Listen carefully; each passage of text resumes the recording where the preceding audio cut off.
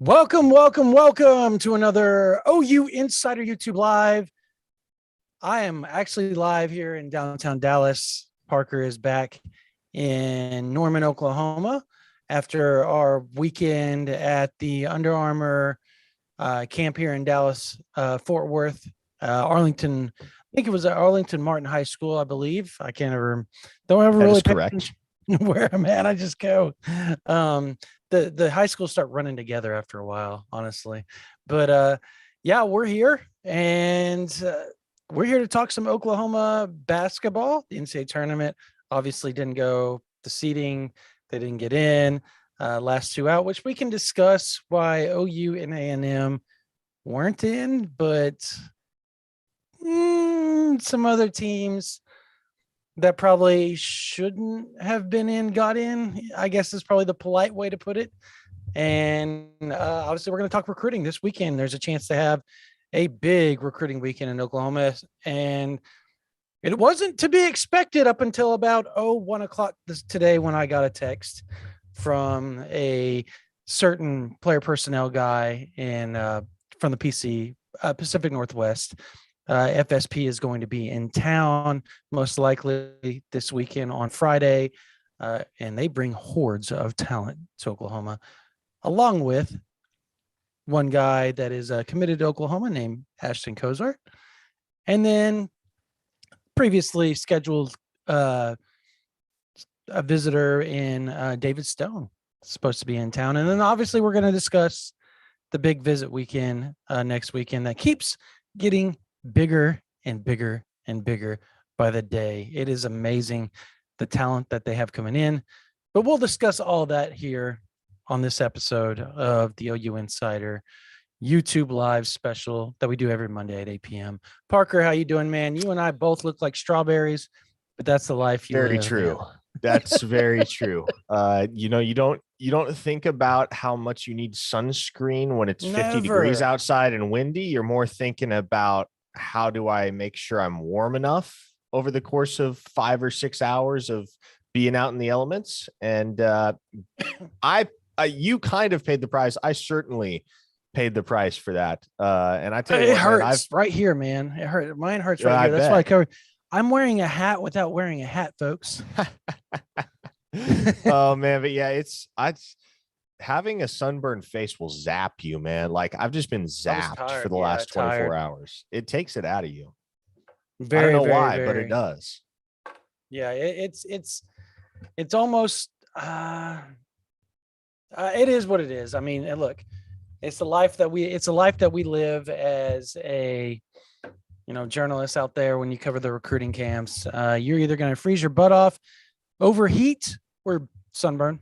I mean, there's no in between either way. You're either overly hot. I guess you have those perfect days every now and then, but those are few and far between, right? Like very few and very far between.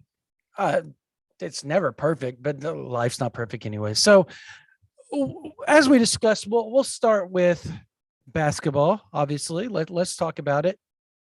I think Oklahoma's going to open up with Missouri Southern tomorrow at 6:30. Correct? Is that correct? It's Missouri State. Missouri State. Missouri Southern, Missouri State. Same difference. Doesn't matter. If Oklahoma doesn't win that ball game, they didn't deserve to be in the NCAA tournament.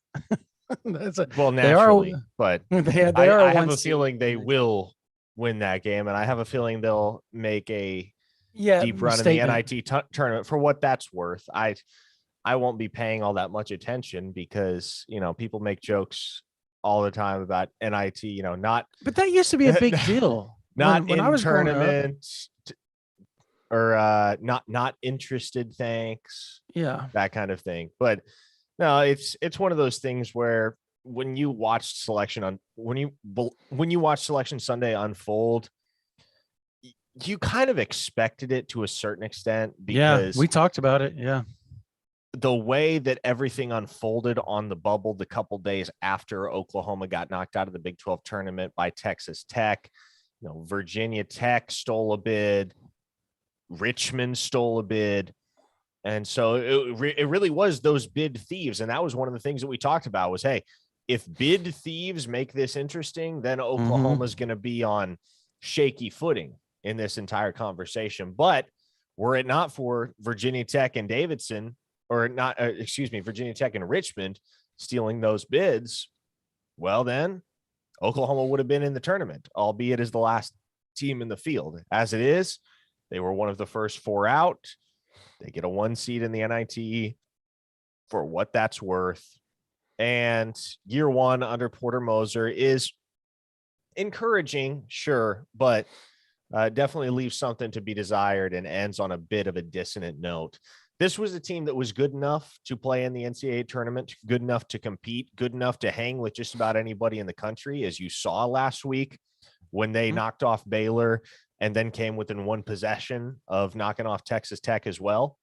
So I think as you look ahead to next year for this Oklahoma basketball program, and that's what you have to do at this point, you're excited about what year 2 is going to look like, maybe once you get things to regress to the mean, because with how many 1 possession games Oklahoma lost, like, this is a better team than their 18-15 record would indicate. And they were so close to winning so many of those games that went down to the wire. You throw an extra 2 or 3 wins in the pot for this team, they're squarely in the tournament. They're in an 8 or 9 seed, and they're set up to give some 1 seed hell in the round of 32 in all likelihood. So I think you're encouraged with the direction this program is trending. And I think the question now becomes, how much ammunition are you going to bring back? Because Umoja Gibson went through senior day festivities. That kind of leaves his status up in the air. You're losing Marvin Johnson, Jordan Goldwire, and Ethan Shagwa. And then, of course, there's the age-old question of who's going to enter the transfer portal and who you're going to get via the transfer portal. So to see how this team reloads year 1 to year 2, I think provides the most intrigue at this point in time, because the NIT is what it is. It's irrelevant, and it'll be good for this team to maybe get another couple wins and show people that they deserved to be in the tournament and that they belonged in the field of 68. But again, you're dealing in hypotheticals at that point. At this point, I'm looking ahead to the 2022-23 season and what OU is going to bring back and the type of run that they'll be able to make with another year of experience and another year of practice together and more time to gel and evolve. And what's the word I'm looking for? There are so many C cohesiveness. How much better cohesive they can be. Cohere. Yeah. Thank you. Yes. Cohere was the word I was looking for. So yeah, to me, that's now the storyline for Porter Moser in this basketball program. Because they didn't have it this year. And I think that was so evident at times, that the patchwork roster that he put together just to fill the team this year. There was 5 guys, scholarship guys left, and Harkless and Umoja Gibson were the only 2 that were like major contributors from the previous season. He had to literally build a roster from nothing, literally nothing. And he almost got him into the tournament. 1, number 2, they probably should have been in the tournament, if we're going to be honest. My issue, look, you can't say all freaking year that the Big 12 is the toughest and best conference that there is, and put 9, 10 Big 10 teams in. What is 9 going on? Big 10 teams. Yes. Well, and what is going on, man? If you want to believe the conspiracy theory, the NCAA corporate offices and the Big 10 offices are in Indianapolis. Yeah. So, weird, right? Yeah, look, Rutgers' inclusion in the tournament is that was the dumbest thing in the world, dude. I understand the case for Wyoming. I do. I'm not gonna fight that battle. Notre Dame, a little bit more of a question mark, but again, to a certain extent, I understand the case. Not really gonna fight that battle either. Rutgers, what are we doing here? How is Did Rutgers you see the metric difference between the 2? Yes. It was awful. NET ranking was 77. Well, OU's with 38. OU's with 38, right? OU and Texas A&M should have been the final 2 teams in the field, not Rutgers and Notre Dame. Wyoming should have been in. But after that, it should have been OU and Texas A&M, not Rutgers and Notre Dame. Where's Notre Dame? I don't. What I state don't is make Notre the Dame in? decisions though. So What state is Notre Dame in? Indiana. Where is the Big Ten offices in? Oh boy, are we uncovering Indiana bias? No, where are they? Where are they at? Just say it. Just say it. The plot. Rhetorical thickens. question. Rhetorical question. Indiana. Where's the NCAA Indiana. offices at? Same building. Indiana. I'm just saying. So it's weird how the Operation Hoosiers. Yeah. Hoosiers. Hoosiers and Irish. I'm sorry, man. That obviously we didn't get to like watch it, so I had to like. I was watching my Twitter feed as we're doing things, we're coming back from the camp and all that type of stuff, and you're seeing this stuff just go. And the second they said the first two out was Oklahoma, I knew right then and there. I even told my family, I said, dude, Big Ten. And sure enough, Big Ten. It's always a Big Ten or the ACC that get the extra teams that probably shouldn't be in there. When it comes to basketball, there's like this, and I get it. Historically, those are the two best conferences when it comes to college basketball. Historically, the last 15 years, much like college football, the Big 12 and the SEC have pretty much ran the gambit. You can throw Clemson in there, and you can throw your Ohio States in there as far as the Big 10 and the ACC and college football. But otherwise, it's always been the Big 12 having some of the best programs and the SEC having some of the best programs when it comes to college football. Basketball been very similar as well the last 15 years. It's a travesty.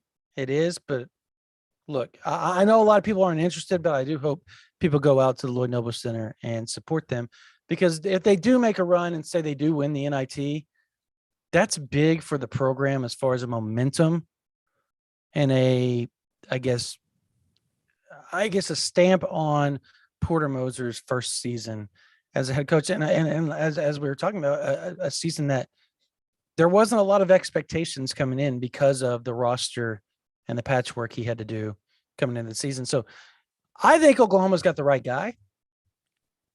I don't know about you. I obviously I do know, because people don't remember this, and I want to give Parker props here. And you can go back and listen to whenever Lon Kruger left, and we did podcasts talking about the coaching search of basketball.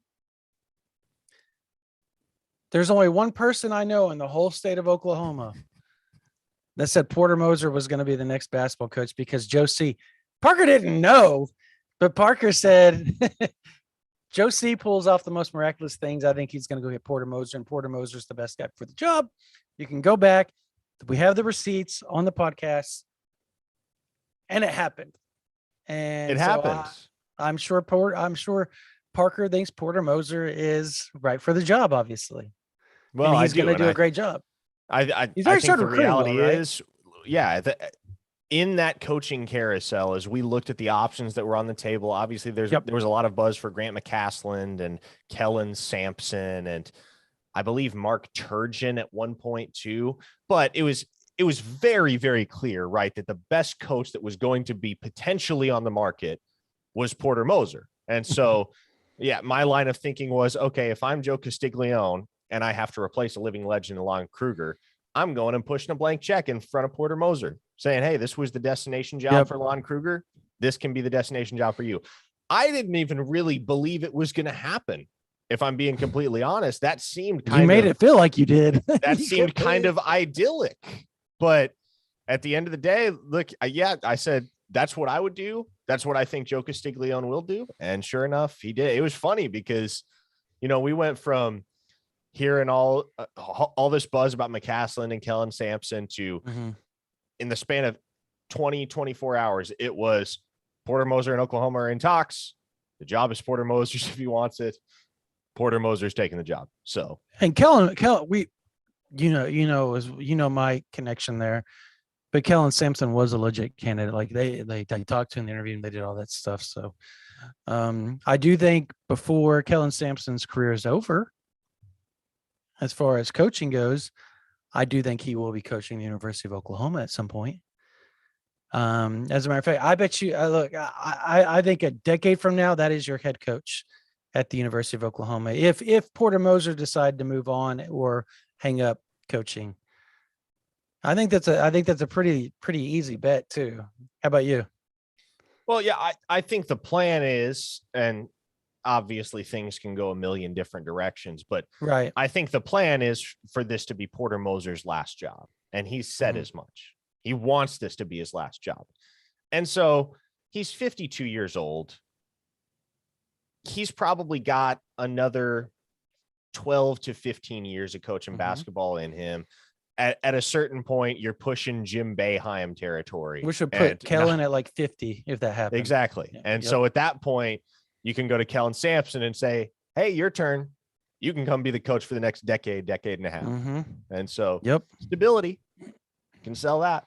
And by that point, you'll have a new arena, you'll have new facilities, and that job will be tailor-made for Kellen Sampson to be the guy to take Oklahoma to their first national championship in program history, if Porter Moser hasn't already gotten them there. Yeah, for sure. Moving on to because we could talk basketball, no big man, all that type of stuff. And I know big man's kind of it's a stretch, but at the same time,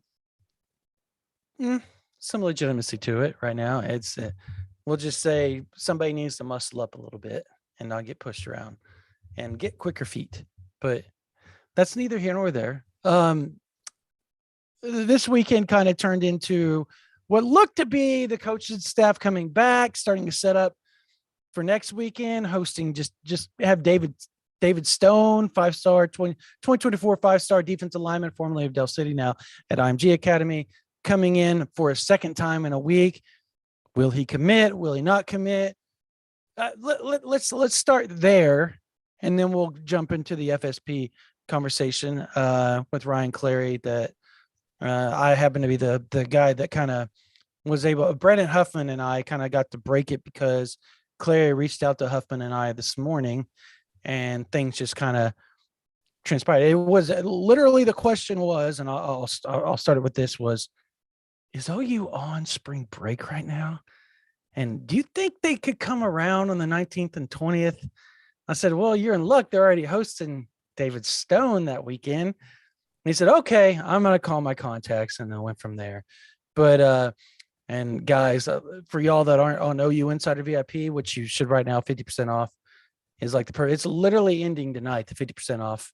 So, and I don't know that how long we're going to do that or when the next time we will do it, it'll be a while. But with all the big visit weekends coming up and spring practice and stuff like that, we're going to have hordes of information, and it's going to start this week. I actually have my predictions, my way too early predictions coming in the next 48 hours on OU Insider. So for the 2023 class. So with my confidence and all that stuff and the backstory as to why I predicted this and that. So it's going to be pretty cool. Parker's seen it before. It's an in-depth look at everything. Parker does his own thing as well on that, and he'll probably have something coming out shortly as well and something like that. So we've got that type of stuff that you were asking for coming on OU Insider VIP, and it's a really cool read when we do it. And then we start doing it like every month, like once a month after that, leading up to National Signing Day, and it's like the favorite thing of our readers. They love it. So but yeah, David Stone's coming in. Again, 5-star 2024 defensive lineman from the IMG Academy. Okay, Preps. He came in last weekend. He flew in and literally went straight from the airport to Oklahoma. Now, obviously, he went to go watch Del City play in the state tournament at Lloyd Noble Center. But before he went to the game, he stopped by to see Coach Roof. He stopped by to see, obviously, Coach Bates and the rest of the staff that hung back to host him. And he Coach Venables, he did a lot of things with the staff, and they said, look, Coach Venables is going to come back next weekend to host you, because he had already had that set up to host him, to have like the big visit to as David calls the business talk visit. And that's going to be where he gets the first time literally face to face set down with Coach Venable since he's become the head coach at Oklahoma. With that said, everything that we know, Parker, I give it a like. I just want to hear you first. I've known David Stone for a long time, since he was I think a 8th grader, about to go to 9th grade in the Mid-Dale area.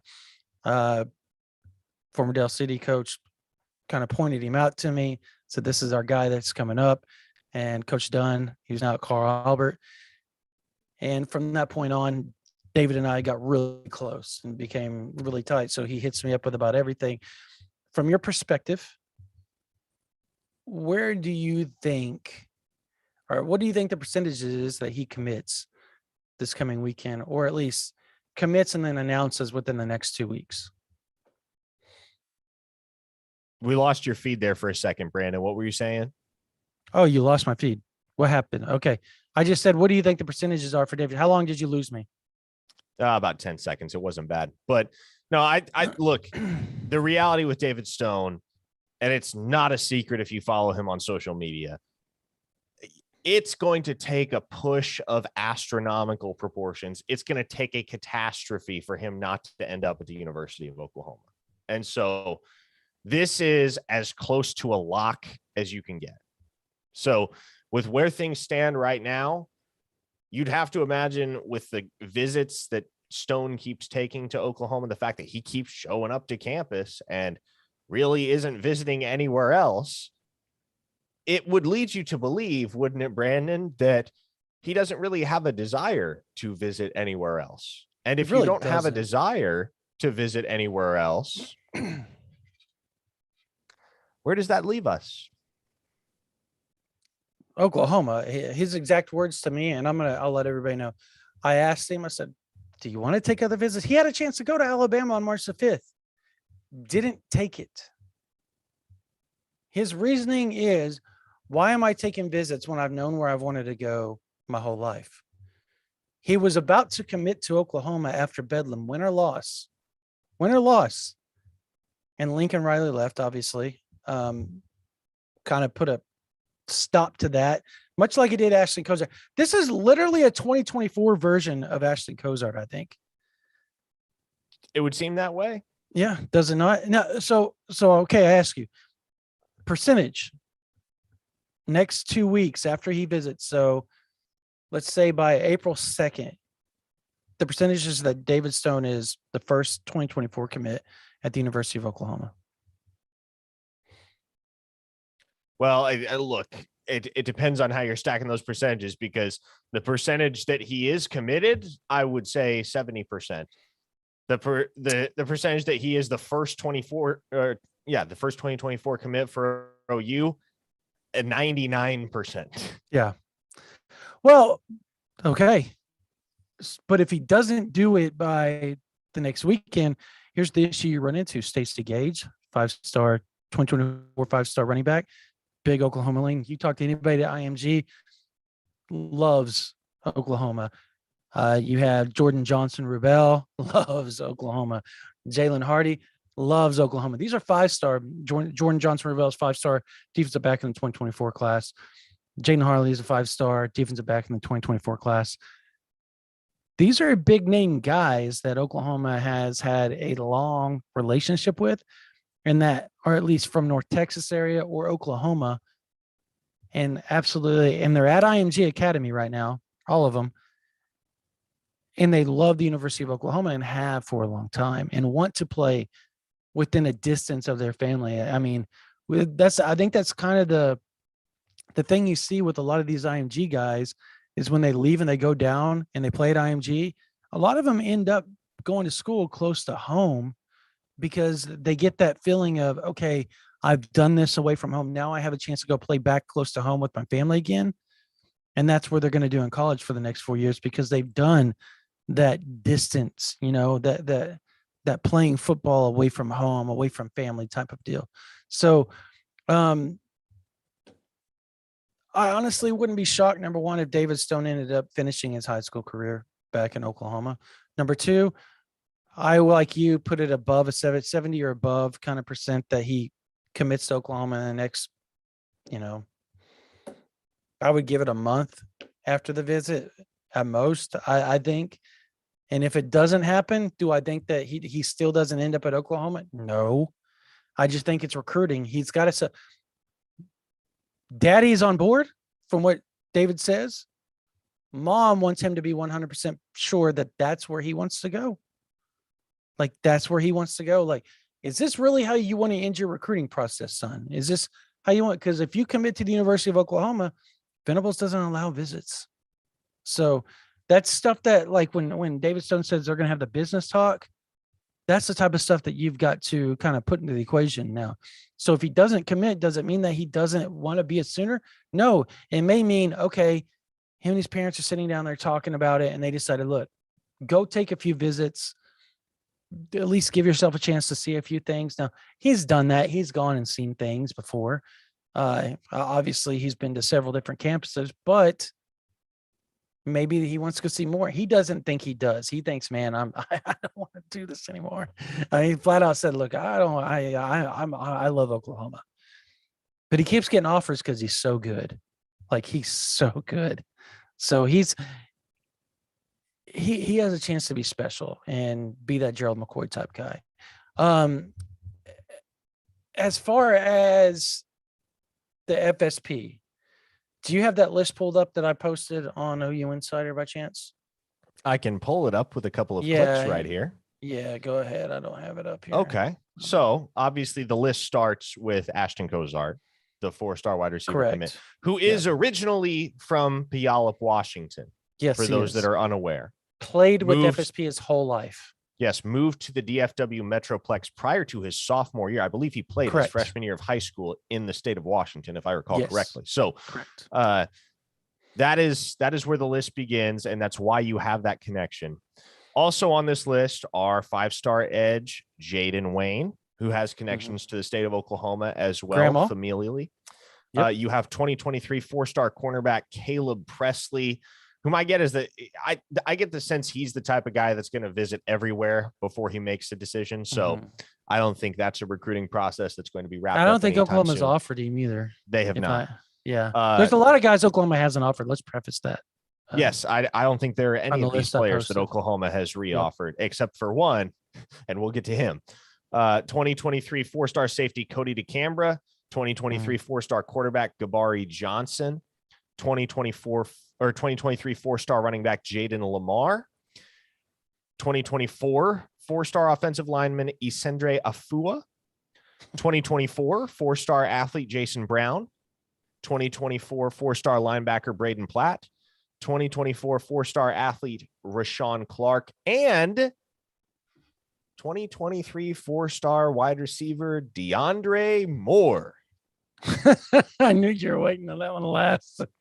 And that's a possibility, by the way. Let's preface this, like, nobody knows if he's going to be playing this weekend or not. So they're coming down to Pylon, Dallas, and they have a really early land in the flight. So their director of player personnel for FSP said, hey, like, if they're going to do that, everybody wants to see Oklahoma that plays for him.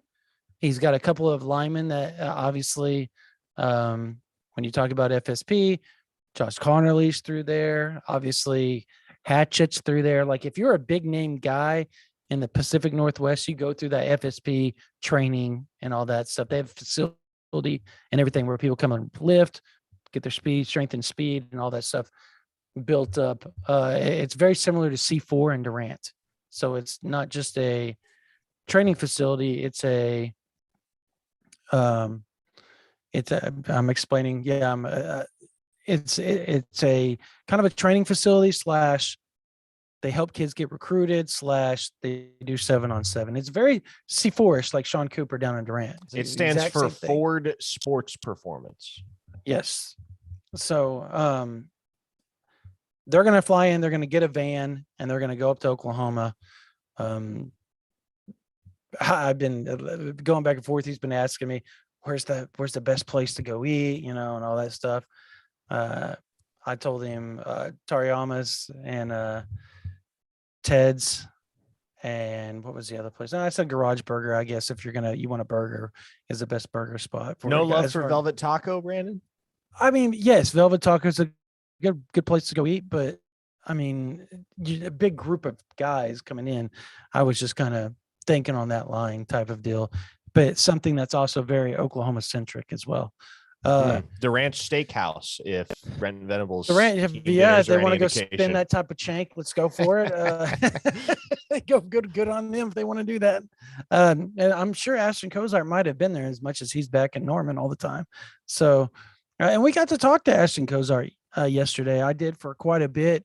If you're on OU Insider VIP, you got to see kind of the notes that we dropped on that. He talked a little bit, hinted at some locks coming, and kind of hinted towards what those locks might pertain to, if you will.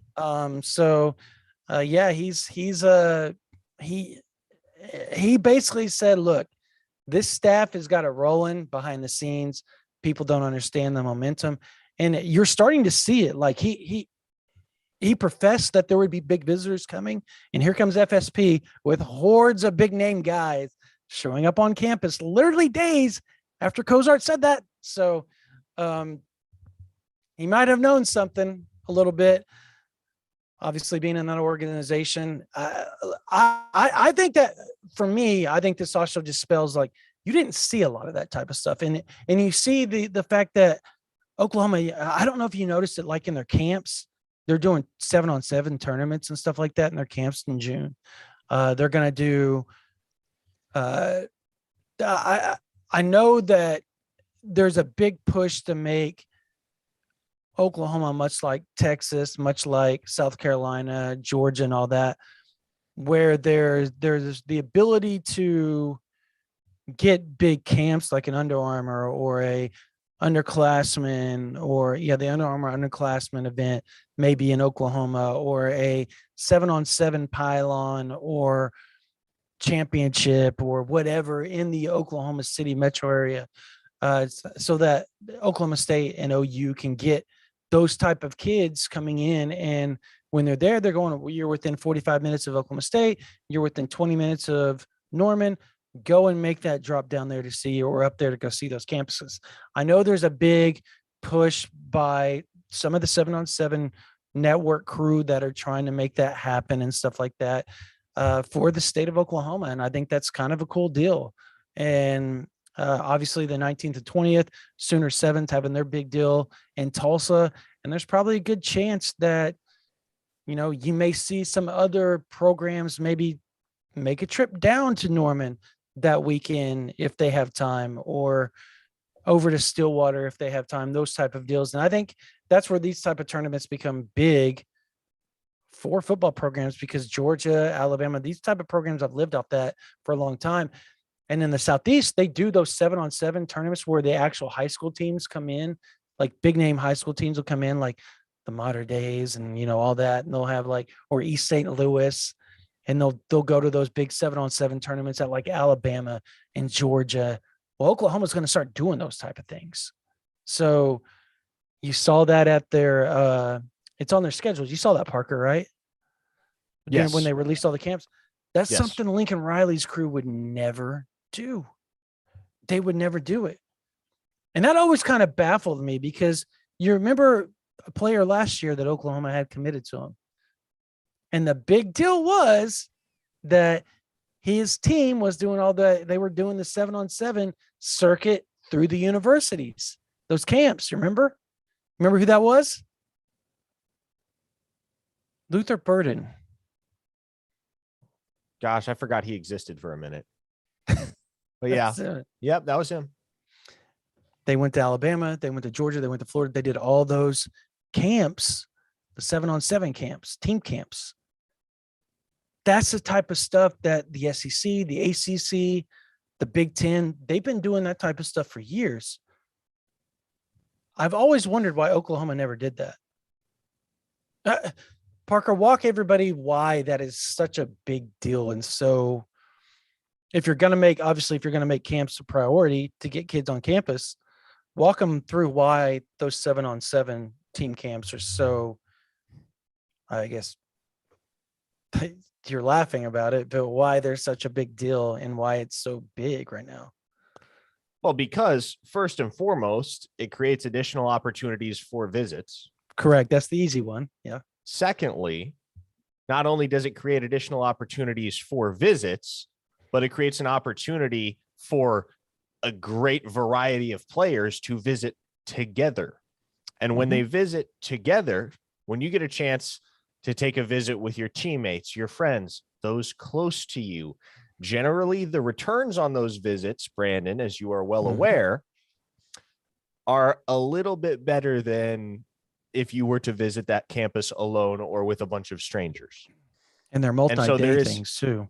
Exactly. And so there is something to be said for the close-knit nature of a visit with your 7-on-7 team or organization, because you get to share that experience with the people closest to you. And oftentimes that's the type of thing that can be the razor's edge in a recruitment is, groupthink is a real thing.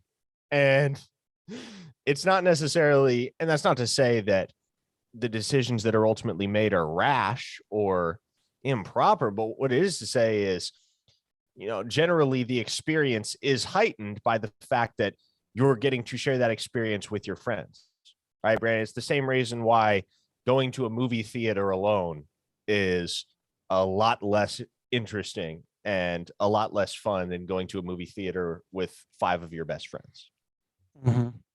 No doubt. Now, I look, you and I have talked about this, why Oklahoma didn't do a lot of things with the previous regime. Like it never made, and you're seeing Venables and his staff do them. And like literally in year one, they're like, nope, we're doing this. We're doing this. We're doing this. Things that we like, those camps. That's something like I've like stood on the table, like, why are you not doing these 7-on-7 camps? Like, one, it's great for us in our what we do as a business, because it brings a player to us. We don't have to travel. We don't have to travel hundreds or thousands of miles to get to them. So that's an added plus. Number two, it never made sense to me to not do everything that you could to land a kid on campus. Like if their school is going to pay for the visit, that's obviously they're coming with the school. They're coming, on their own dime or the school's own dime, because they're playing for that team and they're doing the 7-on-7 tournament. But it's a way for the kid to visit and not come out of his own family's pocket. And I mean, it just never, I never understood. I know it's a lot of extra work too. And mind you, I think it's crazy the amount of camps that Venables is doing. It's awesome. It's awesome. There's like 4 elite camps, right? 3 or 4 elite camps, if I remember correctly. And there's 2 7-on-7 camps. There's like 2 or 3 little kid camps. I remember there's like almost like 10 camps. Yes. It's crazy. 4 elite camps, there you 2 go. youth camps, 2 team camps, 8 total. Didn't see that back in the day. It was just 2 elite camps, 2 youth camps, and they were done. That was basically it, if I remember. It's just like 4 days of camps, right? And they did quarterback, and then they did line, and they did skills, and that was it. They didn't do a lot of the other stuff. So they did 7 instead of 10 or 12 or whatever Brent's doing. So the aggressive nature and what they're doing, I think, is going to work out in their favor. And then you roll over from this FSP, and you have the 25th and 26th weekend, where from what I was told, Makari Vickers, I think he told me he was coming in on the 24th or 23rd, maybe, and staying to like the 26th or 27th. 4-star defensive back out of Tallahassee, Florida. I think he's at John Paul, right? John Paul Catholic. John Paul Catholic. Florida. Yep. In Tallahassee. That was just off the top of the head. No books. Trying to find it in my notes here real quick as I pull it up for everybody to know. We can go through that list once more. I think it would probably behoove us to do such things. Kayvon Thomas, 4-star defensive back out of South Oak Cliff. He's a 2023 4-star defensive back out of South Oak Cliff. Is going to take a visit to Oklahoma. OU's pushing hard for him. 2024 defensive end out of Allen, Texas. 4-star defensive end out of, or no, 5-star defensive end out of Allen, Texas. Zeno Umozulu. He told us how to say it. Umozulu. And obviously you're going to have Derek LeBlanc coming in on the 24th. He's leaving on the 28th. So he's going to be there for 5 days, basically 4. He's going to be on campus 4, but basically a 5-day trip for them as they come to Norman again on the heels of them visiting Oklahoma, late January, from the January 27th. And he left on the 31st, if I remember correctly. It was, again, another big visit. He will spend 9 days in the state of Oklahoma, or at Oklahoma in Norman, in the last 2 months. And when I talked to some people yesterday at the camp here in Dallas that are national guys that are from the Southeast, you know who I'm talking about. Yes. And I mean, if anybody's going to know that region outside of Andrew Ivins, that guy, 100%. And basically said,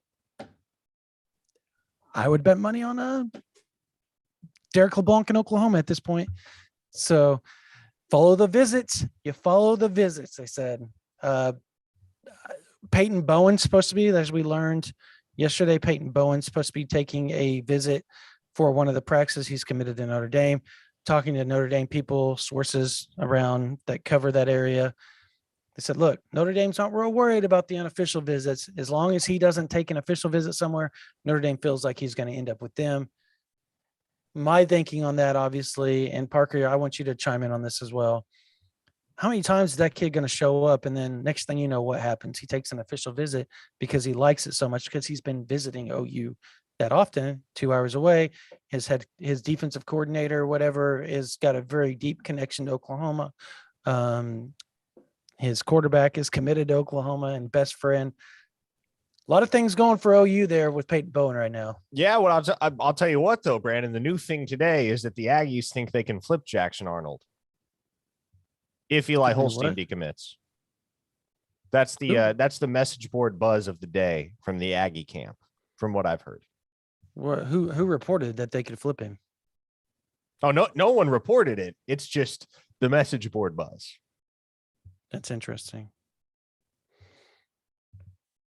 We'll see. I mean, Jackson Arnold to College Station, confirmed by message board geniuses.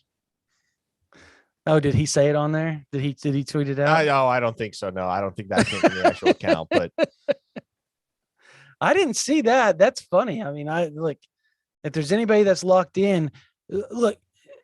Here's the thing. Here's why I think that's going to be hard to do. Number one, how often did Jackson Arnold visit Texas A&M prior to that? Shoot, I don't know. Did he? I don't know that I'm sure he did. Have. He may have. Okay, he may have. Here's my deal about that. Jackson Arnold was basically an Ole Miss lean before he was a Notre Dame lean because of the move between Lebby and Ole Miss. He was very close with Lebby at Ole Miss. Very, very close. There are some people in the Denton Guyer program that have strong connections to Oklahoma. I don't want to dive much deeper into that, but that's why I think that that's going to be a hard push. Is it something that can't be done? No, with Texas A&M's Texas A&M, and they do those type of things. But at the same time, they also have a quarterback that is a 5-star from the previous class, correct? Yeah, Connor Weigman, and that he's going to be that dude. Yeah, there's no two ways about it. Connor Weigman is special. So why would he not? Obviously, Nick Evers is a great quarterback, but rankings wise and how maybe Jackson Arnold views things, Connor Wegman, and you got Nick Evers. There's a difference in how things are viewed on a national scope. Now, does that mean that Nick Evers isn't going to be a better college quarterback than Connor Wegman? No. But if you're Jackson Arnold, how do you see it? I mean, you look at it as that looks like an easier route, right? I mean, that's just the optics. Now, Yes. if I'm a, but if you're telling truth be told, I think Nick Evers has a chance to be quite special. So, I mean, it's all in the optics. The optics are what help recruiting more than anything else. Optics and relationships. So, and other things, but not just. He said but other things. I left it alone. Because I mean, it's other things have been done across college football recruiting for years, and those other things have had kids end up places that you never would have thought they would ended up. That 25th and 26th week, you're going to have 4-star Kyler Casper, which you know that you have a relationship there. CJ Hurd, 4-star 2024 defensive back. Kyler Casper is 2023 wide receiver, by the way, out of Arizona. 4-star defensive back, CJ Hurd out of Woodward Academy in Atlanta, Georgia. I went down there and saw him. He's a big guy, fast, athletic. I like him a lot. 5-star wide receiver out of California, LaMason Waller's going to be there. The 2025 class. Obviously, Derek LeBlanc, 4-star defensive back out of Alabama. Jaden Mbakwe. Tyree Young is going to be there. He's a 2023 defensive athlete, I guess you would call him athlete. Yes, not from Pittsburgh. Not from Pittsburgh. He's not from Pittsburgh. He's not from Pittsburgh, Pennsylvania in 2001. What? That's an inside joke. Trevor Gooseby,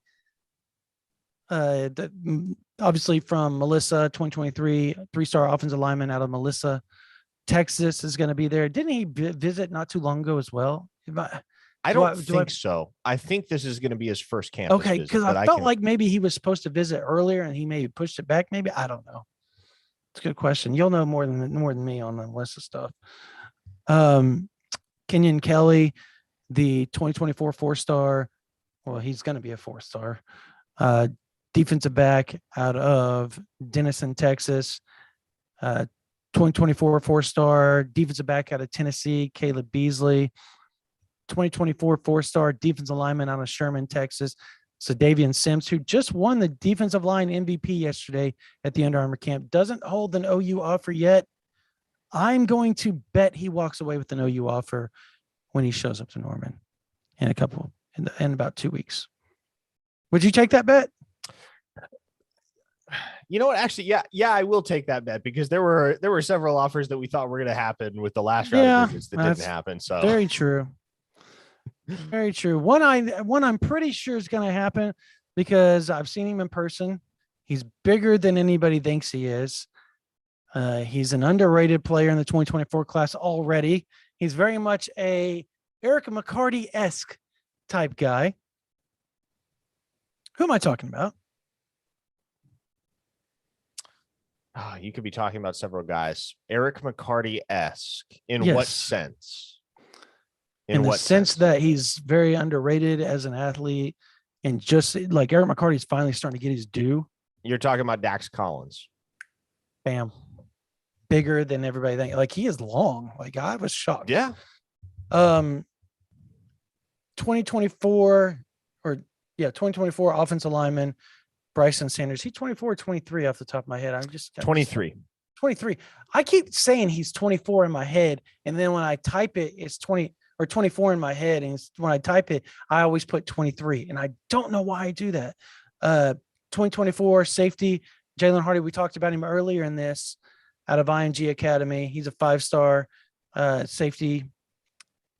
Guys, Oklahoma's in a good spot there. Jordan Johnson Rubel, another elite defensive back in the 2024 class, as we talked about earlier from IMG. I actually got to talk to him. He showed up at the Under Armour event yesterday, and I talked to him for a little bit. Going to visit Texas a little bit this week. Hasn't been offered by Texas. Oklahoma's still on the forefront of his mind, growing up in the Fort Worth area. He's on spring break right now here in this. So he wanted to come watch some of his boys play. 5-star running back, Stacey Gage, originally from Hugo, Oklahoma, excuse me.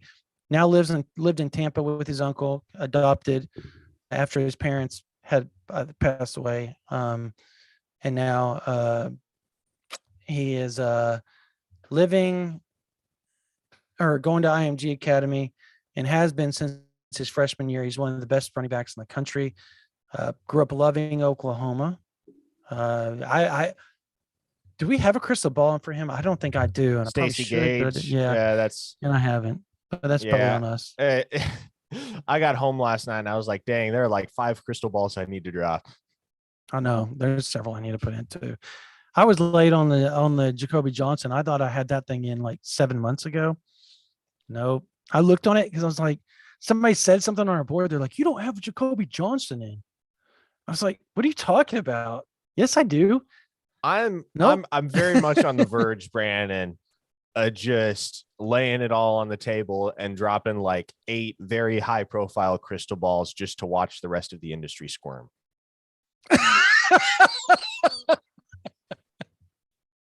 And they will.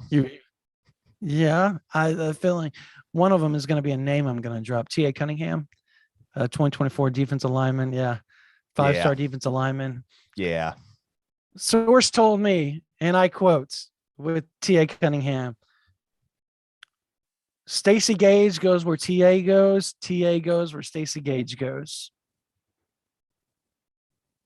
And source told me T.A. Cunningham is all OU.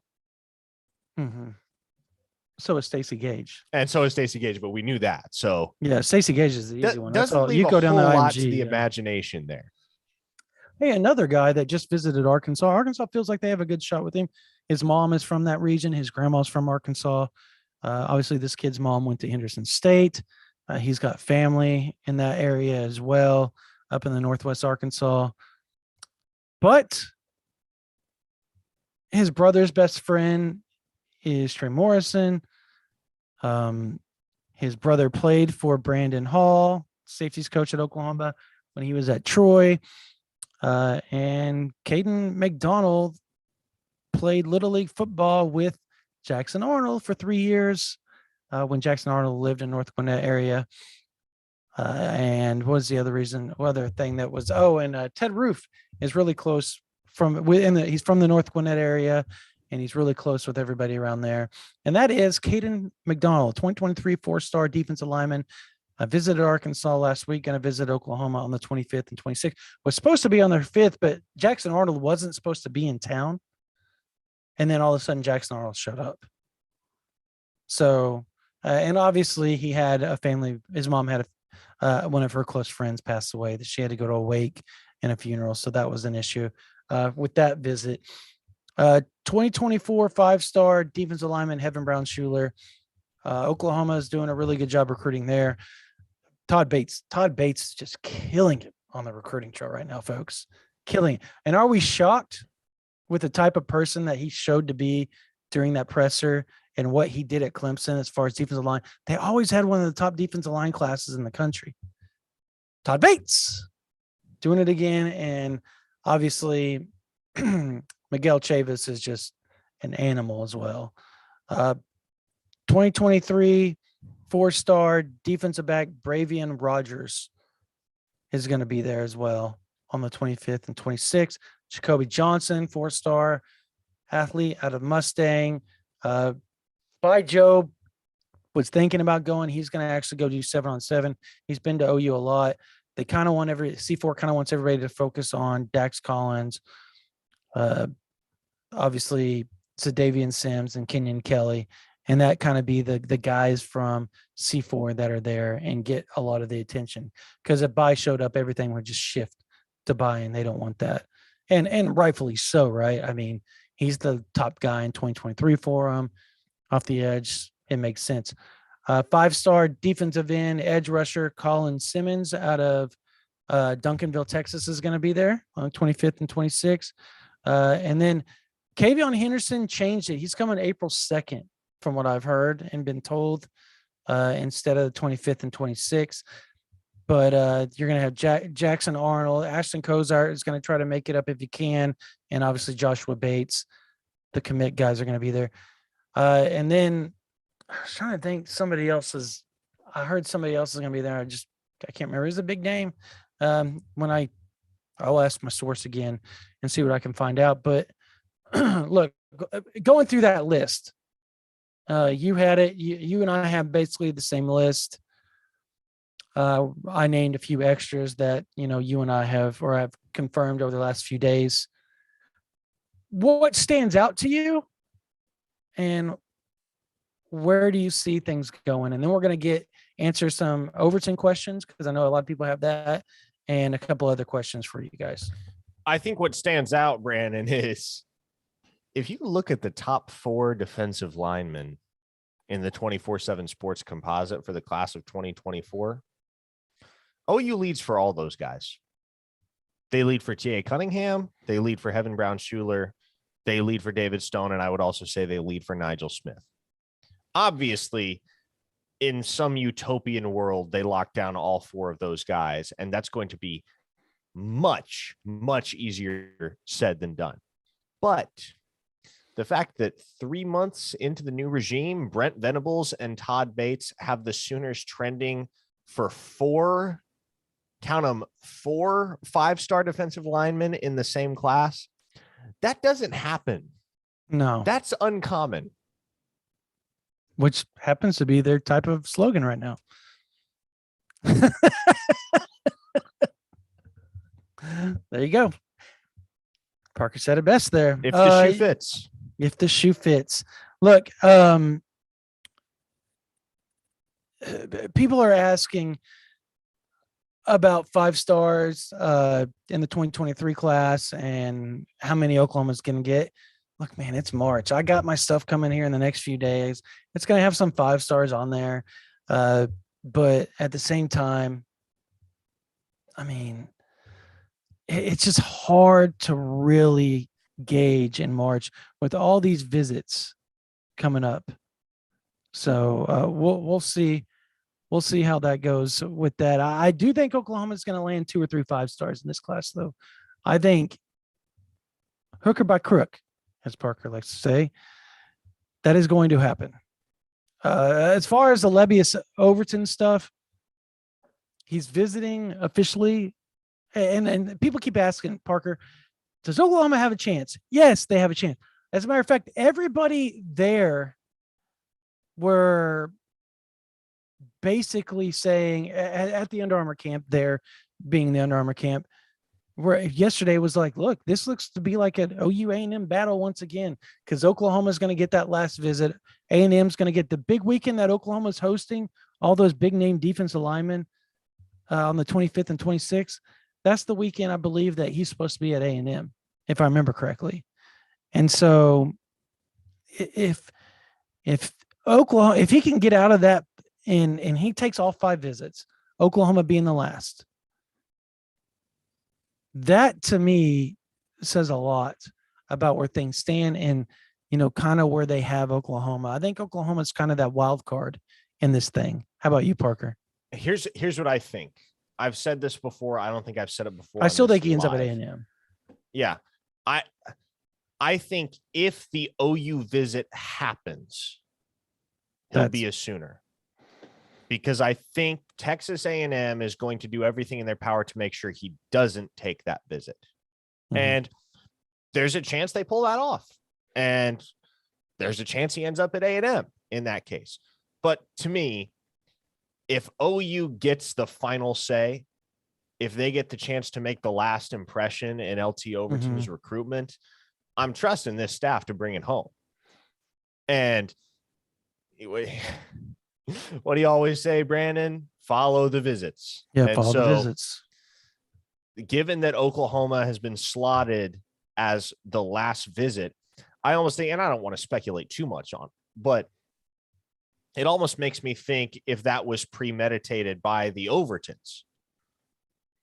And what I mean by that is maybe they realized, well, and we've all been saying for weeks and weeks now, this is OU and it's A&M, right? And so maybe the line of thinking is, if we go to Texas A&M, love it, feel like that's the place, we shut it down and don't need to take the Oklahoma visit. Yes. But if we go to Texas A&M, still got some questions, not entirely sure, come back around on April 23rd and visit Norman, I think OU is in a tremendous spot if LT Overton does end up visiting campus on the 23rd.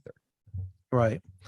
No, I'm with you. I think that that's pretty much, I don't want to say that he is going to, and I love the pose that Parker froze on there. I don't want to say that he is going to, end up at Oklahoma, but I think if that visit does happen, there's going to be a lot of people across the nation covering recruiting that are going to, oh crap. Like, everybody kind of threw their chips in College Station. And now this is just turning out to be such a kind of conundrum for him if the visit happens. Now, if it doesn't happen, obviously A&M. So we're going to find out here in about 2 or 3 weeks. I will say Lebbeus has been pretty adamant that, hey, my brother and I are going to take all 5 of these visits, and that's how it's going to happen. And I'm going to go to the best place that not just myself can play, but that my brother can play. So I think that's going to be, to me, very telling. I know people also are asking about Jordan Raynaud. Parker, if you're listening to this right now, I can hear you. Okay, I want you to chime in on this because I'm going to say something. I want people to know your reaction here. I sent you the audio recording of Jordan Raynaud and my conversation. I'm back. Hello. Yes, welcome back. What would you, in 2 sentences, how would you categorize that, or kind of, how would you put it that our conversation went just off the cuff? Because it wasn't a formal conversation at all. It bodes well for Oklahoma. And he said plenty of things that not many of his peers would have had the gumption to say. I will never report it, though. I will never put that out there, that part. Yeah, no. So look, Jordan Raynaud and Oklahoma seem to be trending quite well, if you will. To the point that Parker and I were going back and forth through text going, should we crystal ball him? Should we not crystal ball him? Like it's one of those deals where I kind of want to see his reaction from another visit before I jump in. But the fact that his dad told me straight up, we're going to the spring game. And then Jordan turns around and goes, yeah, spring game, but I'm probably going to visit for the Champion Barbecue too. That's probably, I got to talk to his exact words. I got to talk to my dad about both those visits, but I would like to show up for the spring game and the Champion Barbecue. If he already has those 2 lined up after that on official visit and everything that he said, and you can read the quotes on OUinsider.com VIP because they're just ridiculous. And he's not a BSer at all. Like, he gets in there, he's like very like flamboyant and very descriptive about everything that he does. And he loves to tell you how much he loves things if he loves it. Otherwise, that he's not a BSer, I guess, is probably the best thing I would say. Raynaud is not a BSer. He's going to tell you flat how it is. And I know somebody's going to ask about David Hicks, excuse me. They plan on coming back for a practice here in the near future. And I think I would lean towards A&M, and I think Parker would agree with that. But each and everything Oklahoma keeps nipping at their heels. David Hicks's dad told me we are so close with Coach Bates. It's not even funny. Like, he's been recruiting us so long, so hard since his days at Clemson that you won't find a better relationship than what we have with him. So because of that, that's what made Oklahoma instantly skyrocket up David Hicks's recruitment. And as quickly as that changed, he kind of bodes well for Oklahoma in the long run. So right now, if I had to pick, if he was going to make a decision now, A&M, 3 months from now, I might be saying Oklahoma for real. Like, I feel like it's trending like that at this point, but A&M is definitely the leader right now. I think that's it, man, as far as the questions go. I hope everybody's having a good spring break. Parker, I know you have some things you need to add, like Under Armour camp yesterday. Overall takeaway from Oklahoma perspective, recruiting and maybe their targets, and somebody that you feel Oklahoma needs to offer and needs to offer now, whether it's 2024, 25, 23, doesn't matter. Well, if you wanted me to say the name Cole Adams on this live, you just succeeded. But he wasn't there. He's in Destin, Florida. As a matter of fact, he actually texted me that while we were talking. Anyways, go ahead. But no, I think impressions from the camp yesterday. Look, DJ Hicks is in a league of his own. And I remember saying it after I watched him for the first time in person at Allen High School. This dude's the best defensive line prospect I've ever seen with my own two eyes. And that was 1000% confirmed yesterday, because there was no one that could hold a candle to him.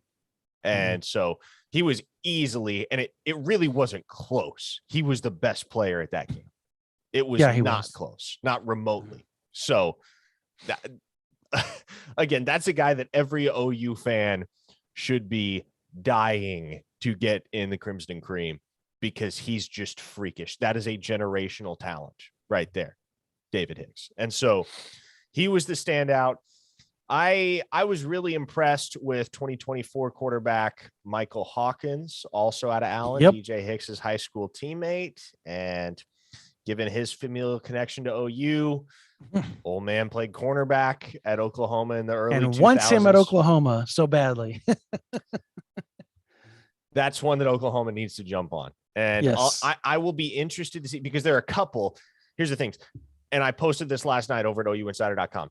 There are a couple quarterback prospects right now in the 2024 class that I think their recruitments would be pretty open and shut if Oklahoma were to offer. Mike Hawkins is one of them. I'll leave you on a bit of a cliffhanger there, because I want to go ahead and push y'all to OUinsider.com, where you can get full details from myself and Brandon on all of the happenings yesterday at the Under Armour camp, at the End Zone 7-on-7 camp that I attended on Saturday. Look, there's a lot of information there that you're not going to get here. So if you're not a member already, go sign up, try it for a month for just $1. If you don't like it, no hard feelings. If you do like it, and I think you will, it's 50% off right with now. Jump on with us with an annual subscription. 50% off to the end of the night. Okay, there you go. So you got 2 more hours. And I've disappeared again, it appears. But so that means we should end this one, right? So go ahead and sign us out, Parker. Oh, you want me to sign us out? Go for it, man. No, they can't see my face. You go ahead. Well, no, as you said, 50% off literally right now. $53 to get you a whole year. You will get all the next couple of weekends visits. That is huge. We're gonna have notes. Even through I'm gonna have my Champion 23 chosen 23 class predictions, way too early class predictions with my confidence rating coming up here in the next 48 hours for you guys. And then we're also going to have a bunch of notes on the FSP players coming in. We're going to have notes on David Stone. We're going to have notes on the 25th through the 26th big visit weekend. There's going to be people showing up, players showing up earlier than that. So we're going to have notes starting way before that as well. We're going to have spring practice notes, because that starts on the 22nd as well of March. And we're going to be at every one of those practices. We're going to have video from those practices. We're going to have photos. We're going to have inside notes, who's playing what position, who looked good in the amount of time that we got to see the practice, and all that type of stuff. All for you guys on OU Insider VIP. Obviously, we're going to cover the spring game. We're going to cover all those official visitors, unofficial visitors. Mr. Levius Overton is going to be there. We're going to have notes on that all through the next few months. And then we're going to be covering we're going to be going around during the evaluation period.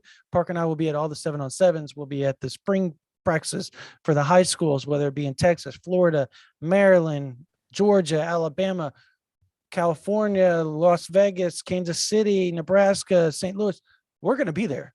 We will be everywhere flying around, making sure you guys have all the information you need on all the top OU targets, and it's on OU Insider VIP right now for $53.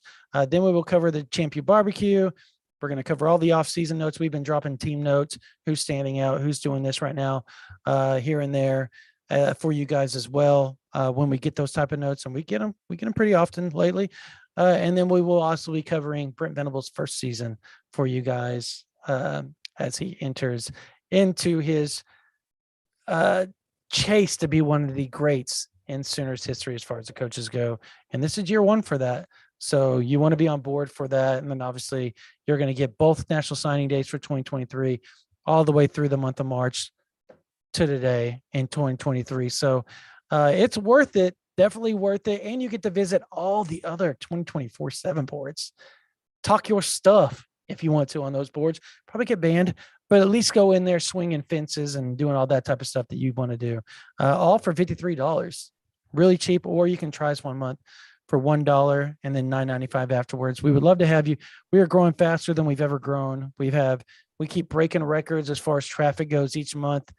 And it's all thanks to you all. You guys make us go, you Sooners fans, and we can't thank you guys enough for what you guys do for us at OU Insider VIP. So we hope to see you guys on there. If you do, PM us, let us know, private messages, let us know that you joined, and we would love to, because we do giveaways and stuff like that too. Tickets to OU games, all kinds of stuff. Our VIP members get spoiled when it comes to football season, I promise you. So we hope you join. We will be back this time next week to talk the upcoming big weekend, obviously, and how Oklahoma's doing in the NIT tournament. So, hey, that's going to do it for this version of the OU Insider VIP. I just got a note saying y'all are asking about Troy Bowles. A lot of questions about Troy Bowles. The visit went well. I have an interview coming with him here in the next day. So, that's going to be on OU VIP. I don't know much more than that right now because I haven't got to talk to him exclusively. I'll be honest with you guys. That's something I'm going to work on here in the next 24 hours. So another reason to join OU Insider VIP. That's going to do it for this version of the OU Insider YouTube live. We will see you guys next Monday, 8 p.m. sharp. Be there. Be square. You guys have a blessed night. See you guys later.